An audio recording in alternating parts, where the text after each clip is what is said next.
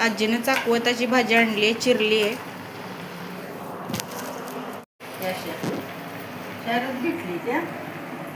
इथं लसूण सोलून घेतलाय आणि त्यानंतर त्याला बारीक करून घेतलेलं आहे.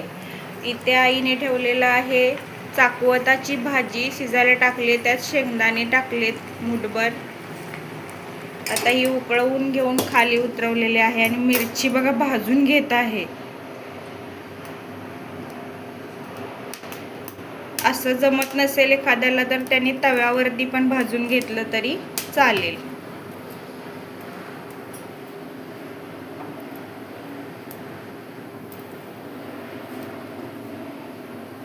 हे बघा इथे मिरची भाजून घेतलेली आहे.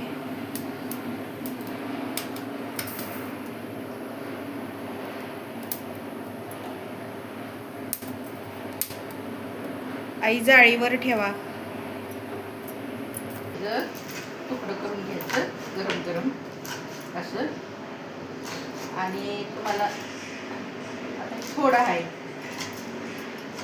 लय असल्या मिक्सरमध्ये वाटायचं, नाहीतर असं बारीक करायचं मोठं दोटं आणि त्यात टाकायचं असं त्यामध्ये फोडायचं. लसूण, मिरची, जिरं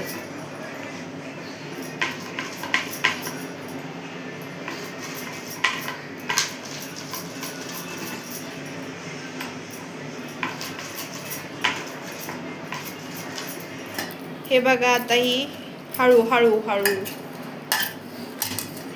हे बघा आता मिरचीचा ठेचा त्यात टाकला. कुणाला तिखट पाहिजे, कुणाला कसं पाहिजे तशी मिरची घालायची.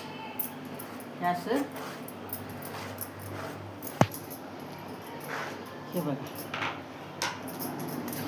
आणि हे असं मिक्स करून घ्यायचं. पाहिजे तर तांदळाचं पीठ नाही तर ज्वारीचं पीठ एक चिमट टाकायचं, म्हणजे चाकवताची भाजी घट्ट मिळून येते. एक चिमटभर तांदळाचं पीठ नाही तर ज्वारीचं पीठ घालायचं, थोडं शेंगदाण्याचं कूट घालायचं.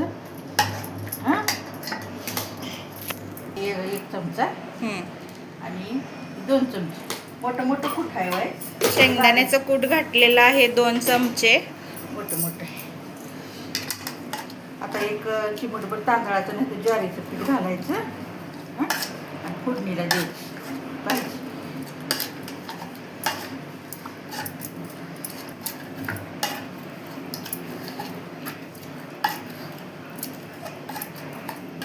चमचे घेतलाय तांदळाचं पीठ, होय खायचा चमचा एवढं टाकलं. आता फोडणीला द्यायची.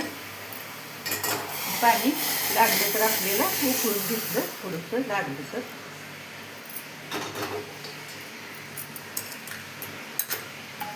धुयाला हे लागतंच. हे बघा अर्धी पळी तेल घातलं. आता जिरं मोहरी घातली.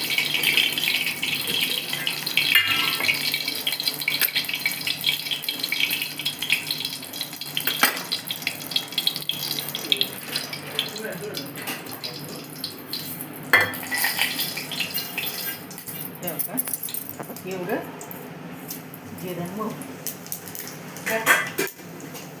आता ही बघायचं काय बी वाटाणा, पावटा, मटकी घालायची. तर मी मटकी ठेवली होती, त्यात मटकी घालायची, पावटा घालायचा, काय असायची वाटाणा किंवा हरभऱ्याची डाळ. पहिली जिरं मोहरी टाकली बघा, मटकी टाकली बघा, नुसतं मीठ घातलंय. आता ही झाली चाकवताची भाजी तयार. एक उकळी येऊ द्या आणि हे भांड असं थोडंसं पाणी टाकून धुवून घ्यायचं. पाणी त्याच्यामध्ये ओतून घ्या. तुम्हाला किती घट्ट पाहिजे त्याच्यावर. ह्या का मला अशी घट्ट, ही भाकरी बरोबर ज्वारीच्या चांगली लागते. तांदळाची किंवा ज्वारीची भाकरी करा आणि त्याच्याबरोबर खावा. बघा आपली तांदळाची ही चाकवताची भाजी अशी एवढी घट्ट करायची, म्हणजे हरभऱ्याची कशी भाजी असते काय. ही आपली झाली भाजी. ही ज्वारीला लाईक करा, सबस्क्राईब करा.